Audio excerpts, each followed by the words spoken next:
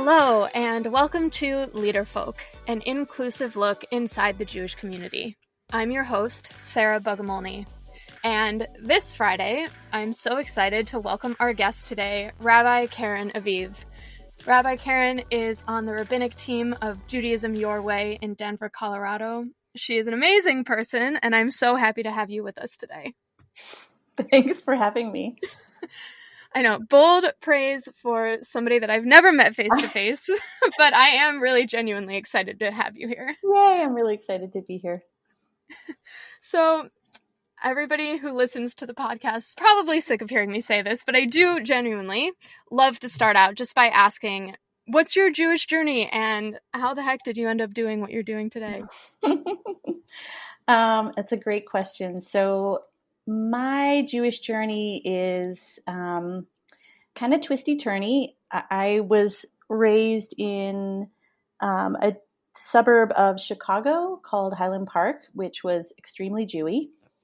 And my parents were pretty involved in their conservative with a large C conservative movement synagogue my entire childhood. And I also spent at least a decade at Camp Ramah in Wisconsin, which was really formative for me in terms of just living in Jewish time and having deep friendships with other Jewish kids, and also cementing my relationship between Jewish spirituality and nature.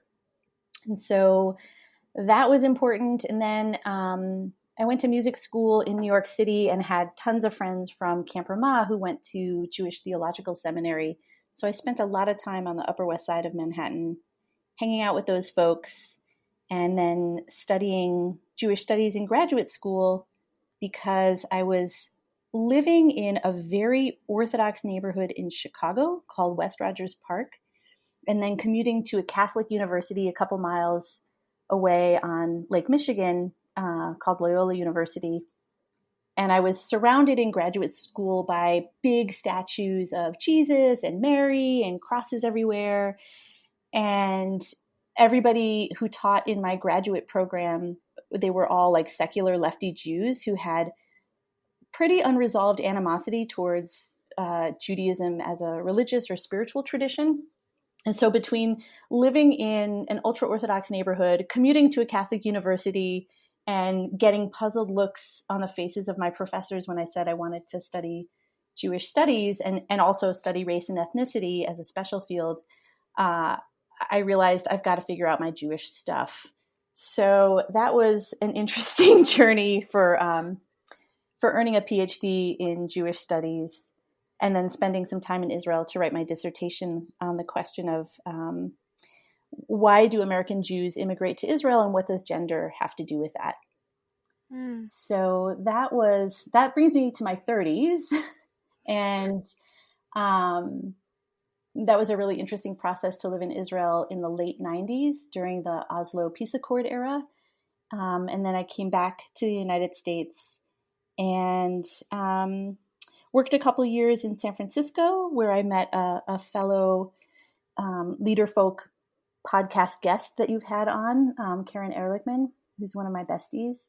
Oh, a team of Karens. Yes. I'm sending a shout out to Karen.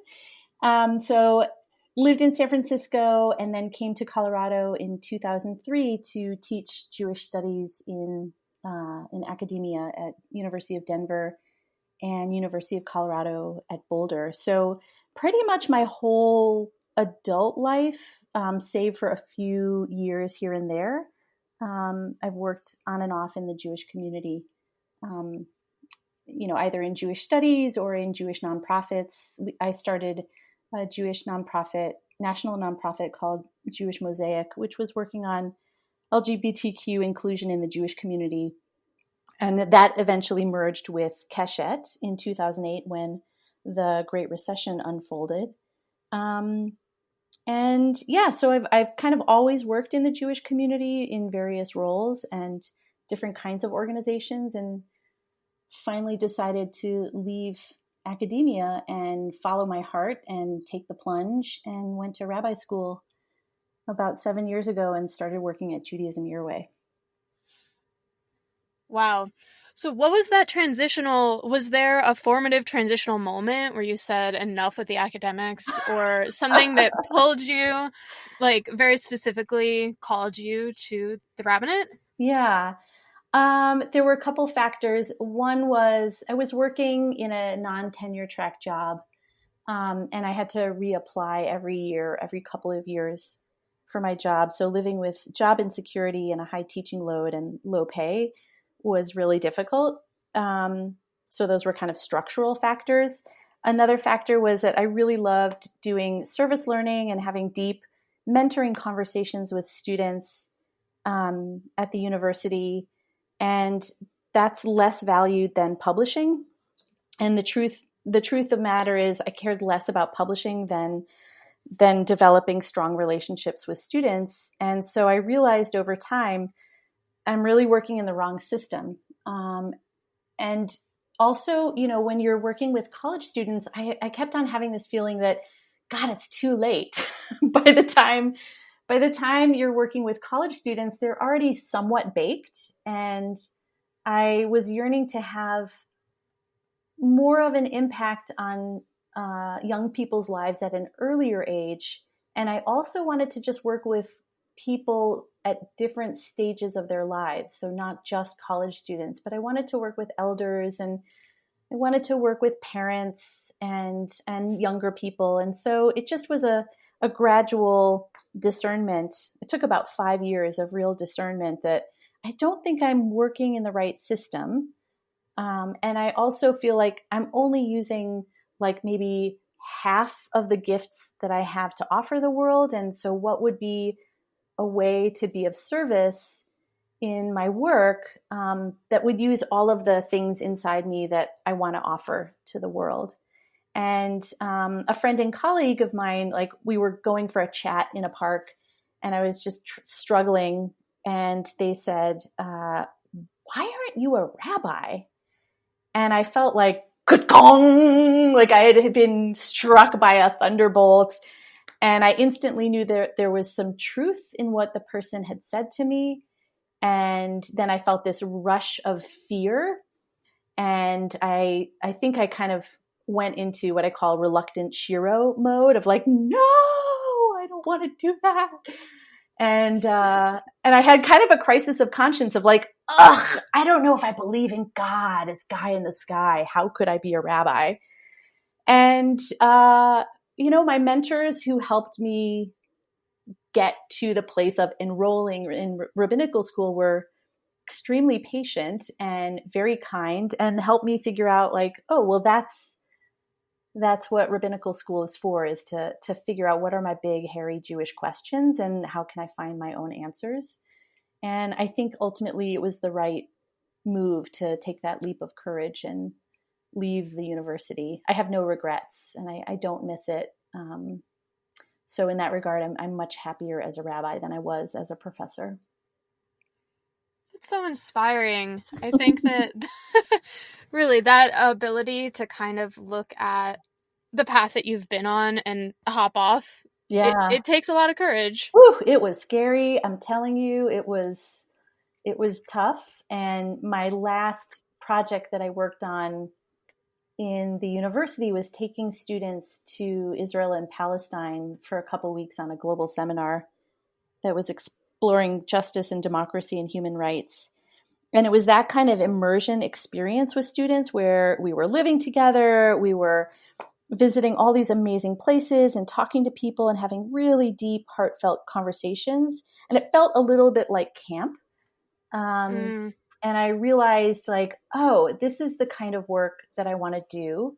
And it was a great capstone to my time as a university professor, but I knew that working as a rabbi would allow me to have so many more deep, meaningful, and real conversations with a lot of different people beyond college students that were really about like what's our purpose in life, and how do we make meaning in difficult situations and circumstances. And so coming home from that trip and going right into my week-long intensive as a prospective rabbinical student, paradoxically studying Israel and Palestine, I realized, oh, I think I made the right choice. And so that summer of 2013, I quit my day job and started working at Judaism Your Way full time. And I completed my rabbinical school application in like a week because I knew like I'm ready. And despite all of my mishigas of like, hemming and hawing and hand wringing, I can't do this. Like I kind of, when you say poop or get off the pot, like that summer I got off the pot. I'm like, okay, enough with the shrying. I'm going to do this. And I applied and I haven't really looked back. So you were ordained in January, is that right? Yeah, this past January, which feels like BC, like before COVID. It just feels like so long ago. But yeah, it was January after 7 years of studying part-time and working full-time in a rabbinic capacity. Wow. Mm-hmm. How has that transition been to kind of jump out of rabbinical school to like really step into that position and then to have to navigate COVID, not only for yourself, but also as a community leader? Yeah. So I realized a while back before I was ordained that my day-to-day working life would not change dramatically because I was already working full-time as a rabbi for years and years before I actually received the hands, on my shoulders. And in Aleph, which is where I went to rabbinical school, the ordination ceremony has everybody stand in front of their teachers and in front of the community, and you lean back into kind of the hands of all of the teachers who have supported you and receive just amazing blessings. And then they kind of push you out into the community that's witnessing you as a way to kind of launch you into your clergy role. So I knew before that experience that my day-to-day would not change because I'm already, like, I had become what I was studying to become. I was already a rabbi, and this was simply the affirmation of all the work I've put in to become who I am and live inside that role. After ordination, it was only like 2 months afterwards, everything quickly shut down. And those first few weeks of COVID are such a blur because I didn't realize that you can only spend so many hours a day offering pastoral presence on Zoom without totally losing your mind. And my organization was navigating some pretty intense uncertainty with COVID and just organizational change. And also, like, I don't know if this was your experience, but in the first few weeks of COVID, everybody was paralyzed with fear. And the disruption of everyday life with all of the shutdown was really disorienting. And so I was fielding so many calls for pastoral support and just witnessing people's distress about what was unfolding. And to be honest, like, it was so exhausting to move through that, just as an individual, but also in a clergy role, and then to help steer my organization in a different direction. And we had to pivot to move everything in terms of our programming online, all of our Shabbat programming, all of our classes that we offer to the community. I mean, it was nutty. It just felt super stressful. And now I think we're just in a really different place. I mean, in some ways it's grimmer and more terrible and horrifying than we ever imagined. And then in other ways, I think people have adapted and practiced resilience, myself included. And we're just kind of dealing with what daily life offers us and throws it our way. And it's not easy. No, it isn't easy, but it is astounding to think back to March. Like you were saying, I don't know if you were asking me if it was this way for me, and I feel like I can barely remember what March felt like. Yeah. It was such an intense kind of blur. Yeah. Yeah. I have a study in my house where I do all of my Zoom stuff and where I spent 7 years in rabbi school. And that first weekend after the shutdown, I set up an altar in my study and like placed all sorts of objects on the altar. And I remember like the first two Shabbat mornings into the shutdown, I woke up really early and really anxious and really sad. Like there was no way I was going to synagogue, where I typically go to just sing my heart out for 3 hours in harmony with people. And I just prayed alone on the floor by myself. And within 5 minutes of kind of dropping down into prayer space, I just sobbed, just sobbed for a good hour about all of the loss that would be heading our way collectively, and just really sitting in that grief. And it was both really, really hard and very healing. I was surprised that I reached for that, because I often don't pray by myself. But that was really, I just needed it, and it helped. Yeah, sometimes you just have to get it out.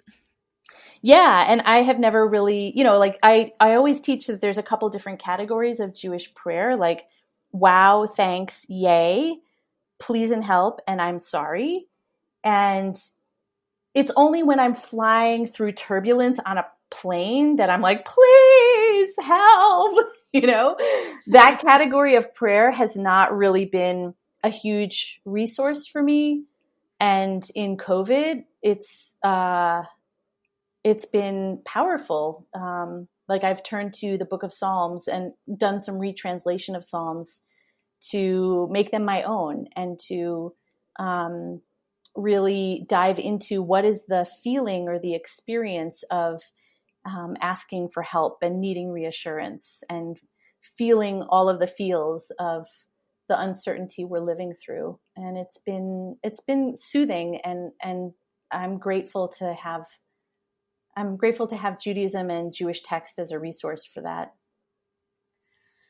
Before we started recording, you were talking to me a little bit about your high holiday prep this year. Yeah. Are you willing to speak about that? Yeah. Yeah. So, like so many Jewish clergy colleagues, high holidays are happening a month early. So my high holidays will happen on August 24th, 25th, and 26th, rather than in the middle of September, because we made a decision a couple of weeks ago we made a decision a long time ago that we are not gathering in person like we normally do. At Judaism Your Way, we have free high holidays at the Denver Botanic Gardens outside in this huge, beautiful tent that has twinkly lights, and you're surrounded by this garden and a view of the Rocky Mountains. I mean, it's awesome. Wow. And free, and anybody can come. And we typically welcome about 10,000 people over 14 different services for the high holidays. And this year, it was really clear, like that's not happening. So how might we reimagine the high holidays when we can't gather in person? And so we pivoted and decided to pre-record everything rather than live stream. And so it's just been this nonstop gallop to the end of August, when we'll pre-record everything in a TV studio and do a costume change between filming Rosh Hashanah and Yom Kippur services. And it's pretty bananas. We're asking all of our musicians to lay audio tracks, and then we're going to patch that in. And I decided, okay, I'm going to look at this as prairioke, and we're just going to sing along and make the best of it. And I personally am trying my hardest to imagine how I can open up my heart and step out of my own way and allow things to flow through me, so that at least for the experience of people watching, that it can be moving. And to be honest, I have no idea how it's going to unfold. I'm just in surrender. Like, I'm in child's pose a lot thinking about this of like, I surrender. I'm just going to show up and hope for the best. And it's all I can do to just adapt to what's happening and accept everything that I cannot change. So that is High Holidays 2020. Wow. Yeah. It's really wow. I don't even know what to think, but. Well, kudos for being so flexible and creative. I hope that you trademark Prairiogi because that's brilliant. I'm sure somebody else has come up with it and I'm just stealing somebody else's idea, but it occurred to me singing along with tracks that are pre-recorded. Like, that's totally what it is. That's really great. So, a long, long time ago, when you first expressed interest in coming on the podcast, you wrote about feminist leadership in the Jewish community. And I would love for you to kind of tell me what that means to you, or what piece of that is resonating in this moment, even though you wrote it down probably 8 months ago. A while ago. So I discovered feminism kind of by accident in 1990 when I was in college and experienced a justice awakening. And so ever since then, gosh, that was 30 years ago. So ever since then, it's been a central political commitment in my life to embody the kind of leadership that I'd like to see more of in the world. And at the time I discovered feminism, the third wave of Black women really challenging white feminist leadership was certainly, it had been unfolding for at least 20 years before I discovered feminism, but it really, like the whole concept that Kimberly Crenshaw, a feminist legal scholar and critical race theorist, she coined the term intersectional feminism. And so I really took that to heart and read my way through graduate school in terms of reading Black and Latina feminist theorists at the time and discovered queer theory. And so that's really been part of my life and how I've taught, in university courses throughout my whole career. And what it means to be a feminist or an intersectional justice leader, I think, is expanding, like constantly expanding our awareness and our consciousness of how to recognize the divine spark in every human being. I'm obviously using spiritual language, and to try to widen the tent for who can lead and who has opportunity to exercise authority, just to create more justice in the world and to create more inclusion. So it's part of the work I do at Judaism Your Way. We practice what we call the Torah of inclusion. But my commitment politically and spiritually to that project, I think, predated my work as a rabbi by 30 years. So it's really just been a core part of how I show up in the world. It sounds like it also guided your PhD. Oh, for sure. Yeah. I mean, I was really interested in like how do gender politics and how does sexism and gender inequality play out in the stories and the life experiences of people who immigrate to Israel. And certainly it was a huge factor. And in fact, what I learned is that most of the women that I interviewed who had a feminist consciousness before they immigrated arrived in Israel and really struggled to be taken seriously, to find employment that was commensurate to their education and their skills.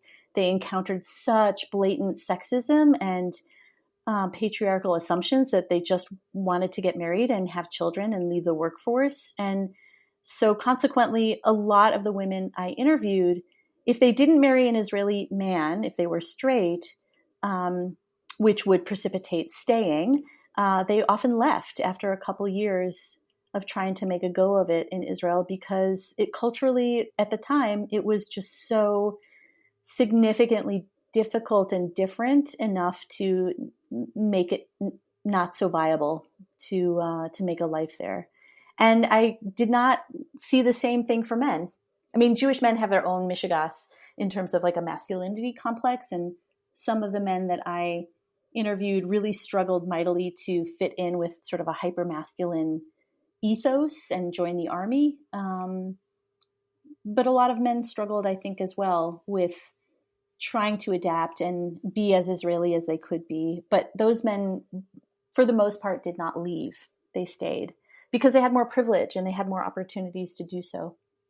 So that was a big awakening to hear story after story of people's life experiences of immigration and like see them from a distance as so starkly divergent because of sexism. Mm. And then translating that into your work now with Judaism Your Way and what did you just say? The Torah of inclusion. Uh-huh. And I'm curious also if you can speak more about the B Mitzvah process that you lead. Yeah, I love my students. So we call our program the Open Tent B Mitzvah program, and it's BE. And part of the reason for that is because it's my conviction that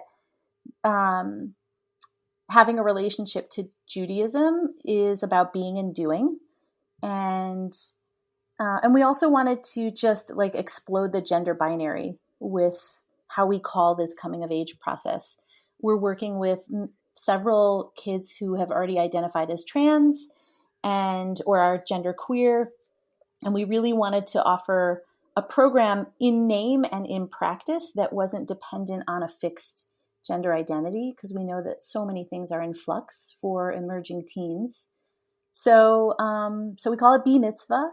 And it's a really sweet program for 6th through 8th graders where we just accompany them in the first year on exploring Judaism on their own terms. And we look at Torah as literature, and we ask questions about what could be in your Jewish spiritual toolkit.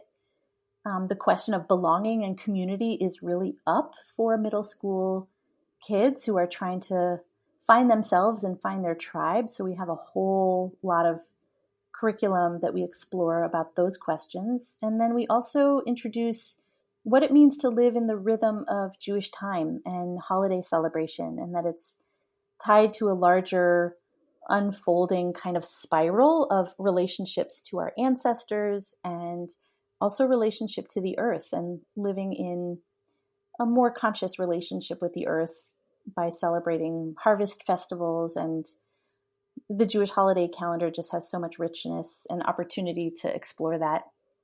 And then we also cook our way through the Jewish holiday calendar, which, I mean, who doesn't love making matzah and charoset and latkes and almond boats for Tu B'Shvat and hamantashen? Like, that's super fun and experiential. And I realized early on in my work with middle school kids that, one of the ways to learn how to love Judaism is through your mouth.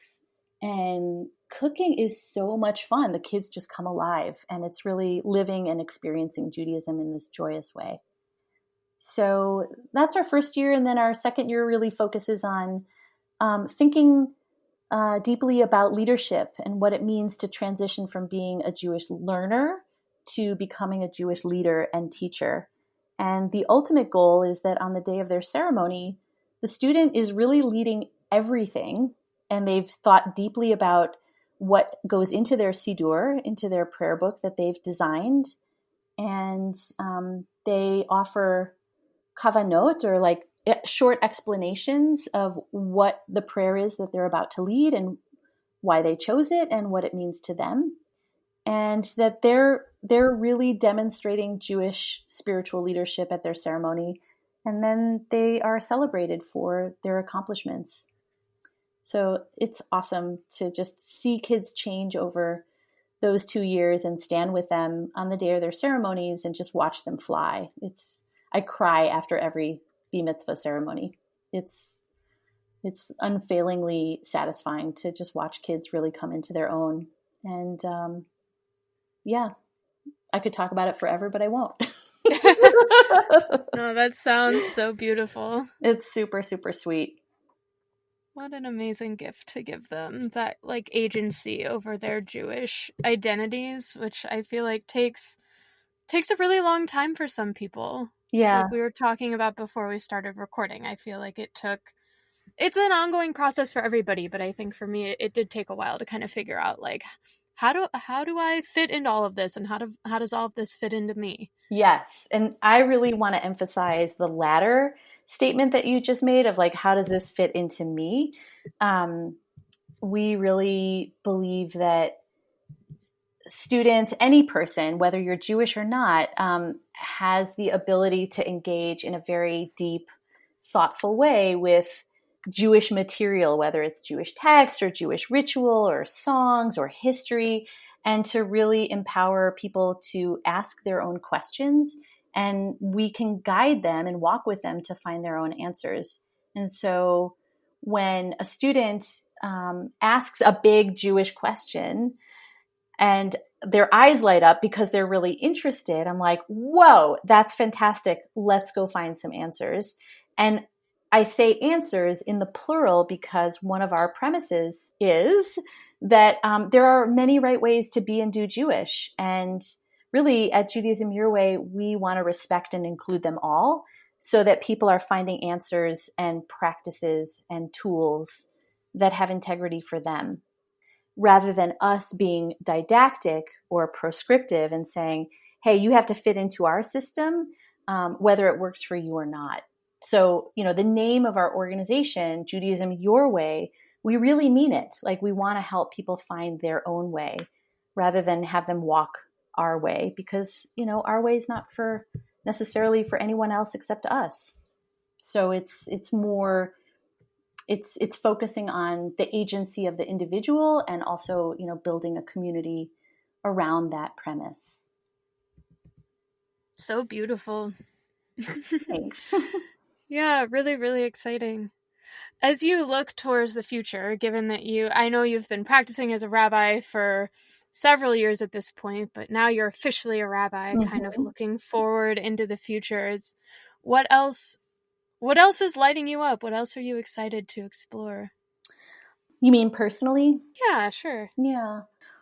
Well, I don't know if other people feel this way, but, over the past summer of racial justice protests, I feel like there's an enduring exhaustion and continuing urgency to look at the lack of equity in our country around racial justice. And, my Justice Awakening that happened in 1990 was intersectional. It was about race and about gender.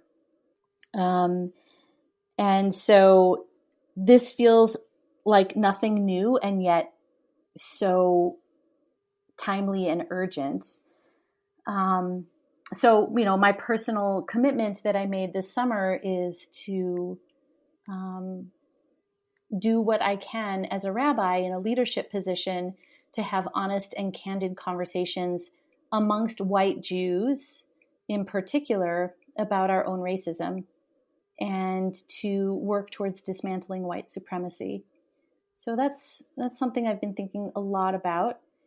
And, what I'd like to do eventually, in the future, if I'm not working at Judaism Your Way, I'd really like to organize the Jewish community and other spiritual communities to address the question of reparations for African American people in this country, and financial reparations specifically. And I think that the Jewish community has so many millions of dollars in assets that are often devoted to really noble and just causes for the Jewish community. But I really think that a percentage of some of the assets in Jewish foundations and in other communities of faith that have foundations could be directed towards a reparations program because I don't think that the US government in my lifetime is going to take up that cause and actually do anything about it. So that's something I've been yearning to look at. I'm reading a really amazing book called The Path to Equality. And it's an analysis of the history and legacy of racism, but it also is outlining different programs and visions for reparations for Black people. And so it's really been informing my yearning to organize on this issue and find other people in the Jewish community who want to walk the walk and devote some of the considerable financial resources towards the issue of reparations and repairing the brokenness of our country around racism and racial caste. When you go about having these conversations within your communities, where do you start? Like if somebody, and I mean that somewhat literally, because I think that it's just a conversation that people don't necessarily know how to embark on, even if they are passionate about having it. Mm-hmm. And I'd just be really curious to know how you facilitate those conversations. That's a really good question. I don't get many opportunities in my work right now to facilitate those conversations because it's, while the Torah of inclusion is certainly like the core mission of our organization, I think we could do a much better and clearer job, no pun intended, integrating race into those kinds of conversations. Mm. And we haven't yet. Like that's actually one of the things I want to focus on in the coming year. I think, when I talk with people one-on-one about their yearning to explore and connect more deeply with Judaism, I often encourage people to read a couple different books that are awesome, but also implicitly white. And I also encourage them to learn from the experience of Black people in this country to understand Jewish shame and internalized oppression and experiences of minority status without really having an awareness of that. Because I think that there are such deep links between anti-Semitism, how we internalize it, and the experience of racism in this country. And so for white-skinned Jews with racial privilege, reading Black history is actually an important way into, I think, understanding Jewish history more deeply. So that's one way to think about it. And I'd like to do more. I think there's important work to be done amongst white Jews in looking at ourselves and our own complicity with racism and our own ability to just not be aware and pay attention if we don't want to. I think that that's changing. And I think Jews are in some ways overrepresented in white organizing efforts to remedy and repair racism in this country. But I wish it were more informed by a sense of Jewish history and the Jewish lived experience of oppression. Caryn, thank you so much for thinking so deeply about these things with me. Sure. And for sharing. I'm like laying it down. Jumping all over the place with me. No, I really appreciate the opportunity to speak with you and to bring these topics to our listeners because they are really important. And I speak with lots of different Jewish leaders who are coming from different kinds of experiences and different ways of being a leader, of defining a leader and what those functions are. And it's just always such a privilege, and it's a privilege to pick your brain and learn about you and sure. and your work. So thank you so much. You're so welcome. Thanks for having me on here. Shabbat Shalom. Shabbat Shalom. Leaderfolk is all about elevating voices and starting conversations. So now we'd love to hear from you. Email us at podcast@tcjewfolk.com to share your thoughts, your ideas, or to nominate future guests. Leaderfolk is a project of Jewfolk Inc. and the Jewfolk Podcast Network. For more information, visit tcjewfolk.com/podcast.